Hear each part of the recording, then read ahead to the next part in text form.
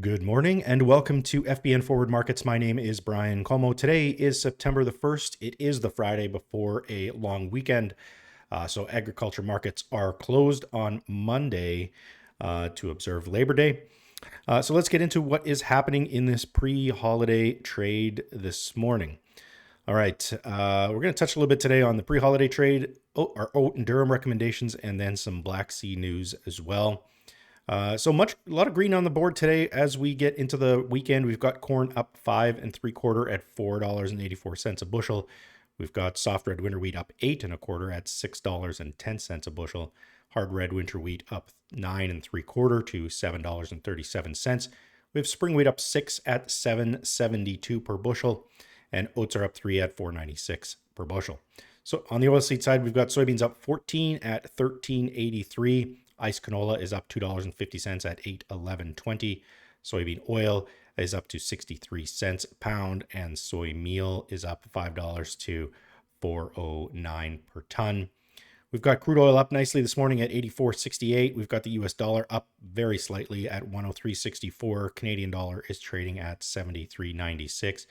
And we've got some gains on the stock market today with the S&P, the NASDAQ, and the Dow all showing about 0.3 of a percentage point in gains today.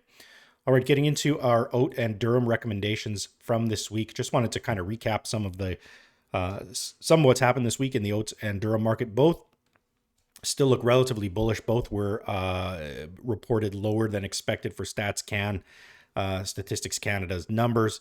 But prices have been rising, and we wanted to reward the rally on both of those commodities. So in oats, prices have run much in August. The rally should be rewarded. Our patience has paid off here. I think the one thing with oats is that we were, in my opinion, grossly undersold coming in.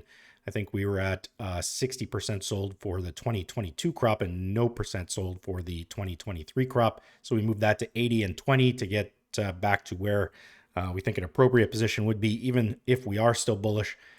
The Canadian dollar may also have bottomed, which will have an impact on both of these commodities. It's possible it might, wouldn't completely reverse a trend or anything, but it could suck some value out of it. So we wanted to take advantage of that as well. And there's still lots of room to take advantage of a bullish move here should we get there. So our bias is still bullish on oats. It's still bullish on durum. We took some risk off the table on both those commodities. On the durum side specifically, prices have run up. We did see some tenders from Algeria and Tunisia that were put through this week. Some of those tenders were actually sold at values lower than what we would have expected, or lower than what the Canadian price to the Canadian farmer is trading right now. That's a bit of a concern. So as a result, I think it's time to take some risk off the table there too. So both of those are disciplined moves to get risk off the table in an otherwise bullish market. Both of those, as we'll show here, have come off a little bit. Here's oat futures. The last 3 days, we've seen some losses in the market and trading just below $5 now as well. In the cash markets, we've also seen about a 2% loss in the cash markets, even as the price was moving up. This is Saskatchewan cash prices reported at the end into August 30th. So we are starting to see a little bit of declines on the cash market. Didn't want to wait out and see how low those would go before taking some action. So we wanted to do that a little bit on the upswing here. The durum price is similar. We've seen some elevators back off some prices already. And so wanted to make sure we didn't miss the rally completely if it's going to take a bit of a break here. So both those commodities, fundamentally, we're still bullish. Both of those. Wanted to take a disciplined move and take some risk off the table. Here's some quad prices for export ports in Canada as well. Vancouver trading $500 a ton US, and in the St. Lawrence, $510. Those have been stable for the last 3 or so weeks without any gain in those prices. So again, if prices start softening, we want to make sure we're taking action before anything major happens there. All right, getting into Black Sea now. 2 more ships leave Ukrainian Black Sea port under temporary corridor. 2 cargo vessels left a port near Odessa. Ukraine's deputy prime minister said on Friday, one second. The 3rd and 4th to transit from deep water Ukrainian ports through the Black Sea since Russia withdrew from a safe passage deal for grain ships. we are expecting some pretty big harvest numbers out of Russia. So Chicago wheat prices rose on Friday, but we're still set to end the week lower as Russia has exported a large quantity of cheap grain.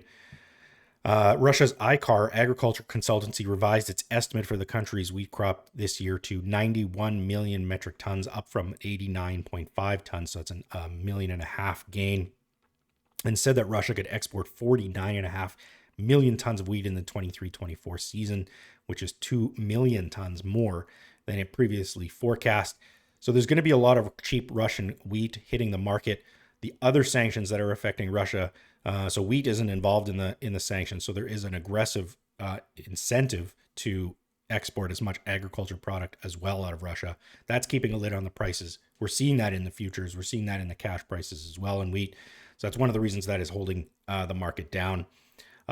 Chicago futures have been down 9.6% in August, which is the largest monthly decline since November of 2022. So when we look at the wheat market and we wonder why it's going down, there's somebody selling cheap wheat into the market.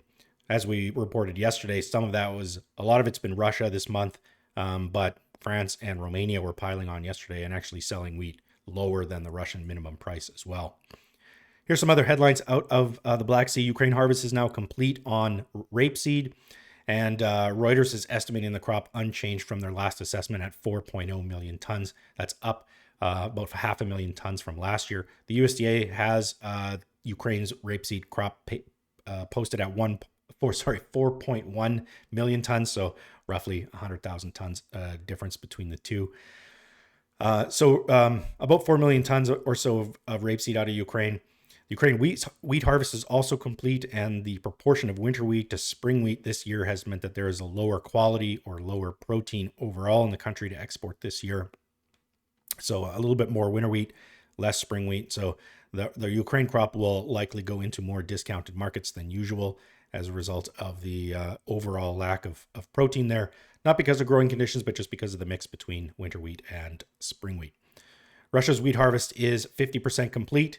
And as we already noted, the crop expected there to be a large 9.1 million ton crop. So harvest pressure still exists in much of the Black Sea region as well. All right, before we let you go for the weekend, we're going to get through a little bit of charts just to kind of show where we've been at as we ended August and come into July. Corn is still hugging close to recent lows and support. We want to see this support hold if we want to continue to be more neutral on corn. I think in our weekly market update that we're going to issue later today, we have it listed as neutral bullish, and the reason for that or neutral bearish, sorry, and the reason for that is because it's neutral because of the consolidation that has happened here south of $5, but north of about 470 or so. As far as the continuous chart goes, as you can see here, the month of August was pretty terrible for corn, posted a new low. That's a pretty technical bearish sign. Today here is the first day of September that we trade. So if we continue to see this leak lower, that could get technical traders to continue to sell corn. And we do know that speculative traders are selling corn as we move through this season as well. Here's the soybean chart for the day. It is kind of hugging some support here. We've got a support line that it did test, but rose back above earlier in the trading session. We do have the 20-day moving average, which has turned in the last couple of weeks and started to move higher again, as well as the 50-day moving average here, which is trending closer as well. So there's a couple of bits of support here between 1350 or around 1350 and here at 1380, 1375. So this market could find some support here. We do need to see at best this previous high in July in order to continue a full-on bullish assessment of this. So we're more neutral bullish on beans at this time going into September. Chicago wheat's another one that showed a monthly drop in prices, although not as aggressive as corn. As you can see here, we did post a new low in the month of August for wheat. We do tend to see seasonal lows in wheat at this time of year, as we mentioned a number of times. But a new low is a new low. That's still a bearish signal. We're starting the month in September off pretty neutral. So we're going to want to watch that to see if it continues to leak lower or if it can bounce off this support that we saw at the end of August here. Here's Minneapolis again. It punched through support yesterday, trading lower than 770 on the futures. And it is bouncing back a little bit today, but as you can see, we're still not above the lows that we pierced yesterday. So still a little bit of a bearish looking chart here in Minneapolis. Canola, as we round out the futures contracts, is pretty consolidative, pretty sideways here. We've been trading kind of an $8 to $8.20 or $8.25 range for much of the week. And this continues to look neutral in my book until we start to see something happen. And really, the neutral, extends all the way down to 750 to probably 870 or so on this chart. So this low and this high, there could be a lot of noise inside of here. I think we do want to make sure that we're making sales up here in the top end of this range with a plan B if it decides to go higher. And we definitely don't want to be taking any more risk than 763. And in fact, I don't know if it's worth taking much risk below, much below $8. That is all we have for you today. Have a great weekend. Hopefully harvest is going well, and we will see you again next week.